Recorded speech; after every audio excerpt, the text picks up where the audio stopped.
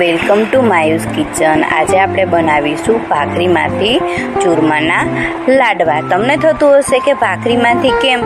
તો અમારી ઘરે જ્યારે બી હનુમાનજીના નિવેદ એટલે કે થાળ બને છે ત્યારે અમારે ભાખરી બનાવી અને એમાંથી લાડુ બનાવવાના। લાડુ બનાવવા માટે મેં લીધો છે 2 વાટકી નાની ઘઉંનો જાડો લોટ કરકરો, 2 વાટકી લોટ અને એડ કર્યું છે એમાં મોણ એટલે કે તેલ, 2 થી 3 ચમચા મેં તેલ એડ કર્યું છે। આપણે જોવાનું છે કે મોણ જેટલું નાખીશું એટલી ભાખરી ક્રિસ્પી બનશે।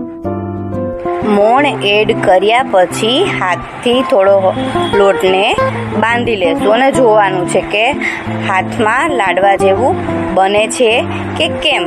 પછી આપણે તેમાં જરૂર મુજબ પાણી એડ કરી અને લોટ બાંધી લેશું, એ ઠંડા પાણીથી, ગરમ પાણીની જરૂર નથી। ઠંડા પાણીથી આપણે લોટ બાંધી લેશું, જેવો આપણે નોર્મલી ભાખરીનો બાંધીએ છીએ એવો।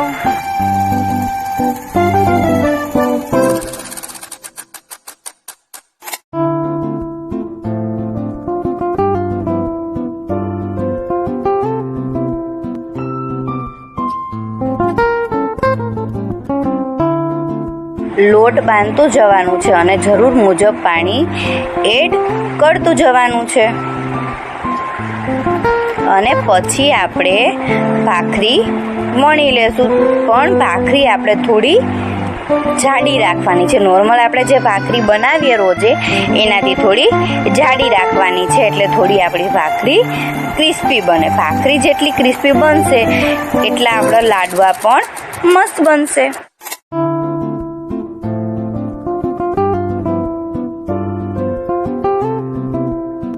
જો આટલી મેં જાડી ભાખરી રાખી છે। હવે આપણે એને એકદમ ધીમા ગેસ પર ભાખરીને શેકી લેશું।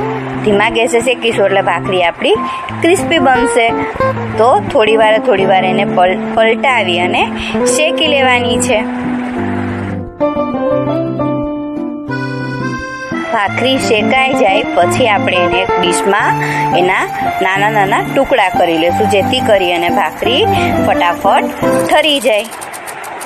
એકદમ નાના ટુકડા કરી લેવાના છે અને પછી એને મિક્સર જારમાં લઈ અને ક્રશ કરી લેવાનું છે। પણ ઝીણું નથી ક્રશ કરવાનું, થોડું જાડું રાખવાનું છે। તો ક્રશ કરી અને એક મોટા બાઉલમાં આપણે એને કાઢી લેશું। હવે આપણે બનાવીશું પાય। તેના માટે મેં લીધેલું છે 1 વાટકી ગોળ, 1 વાટકી ઘી।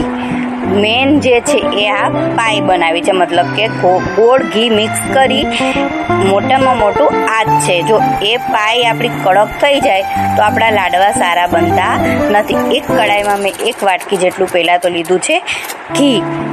ઘી ગરમ થાય એટલે એમાં એડ કર્યો છે 1 વાટકી જેટલો મેં ગોળ અને તેને એકદમ બહુ ધીમા નહીં, થોડા ધીમા ગેસે એક કન્ટિન્યુ ચમચી કે ચમચાની મદદથી હલાવતા રહેવાનું છે, જેથી કરી અને પાય આવી જાય। અને બને ત્યાં સુધી એને સતત હલાવતા જ રહેવાનું છે। હલાવતા રહેશો એટલે 1 થી 1.5 મિનિટમાં એમાં ગોળ છે એકદમ ઓગળી જશે અને ઉભરો આવશે।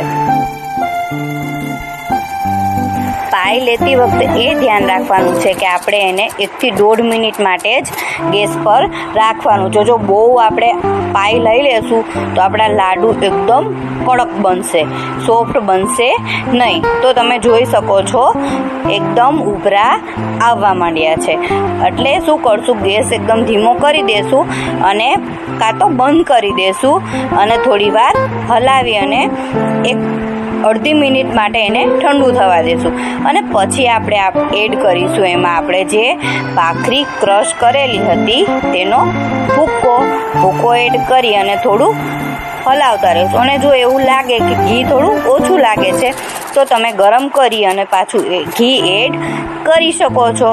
તો બધું મિશ્રણ છે એકદમ મિક્સ થઈ જવું જોઈએ।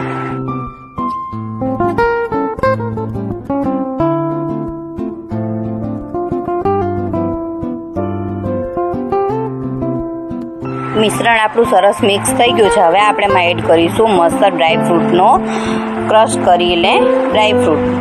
પછી એડ કરીશું મસ્ત ટોપરાનું છીણ, જેનાથી ટેસ્ટ પણ કાંઈક અલગ લાગે છે. ડ્રાયફ્રૂટ બને એટલા તમે એમાં એડ કરી શકો છો. મેં કાજુ અને બદામ ક્રશ કરીને હવે આપણે વાળી લેશું એના લાડુ.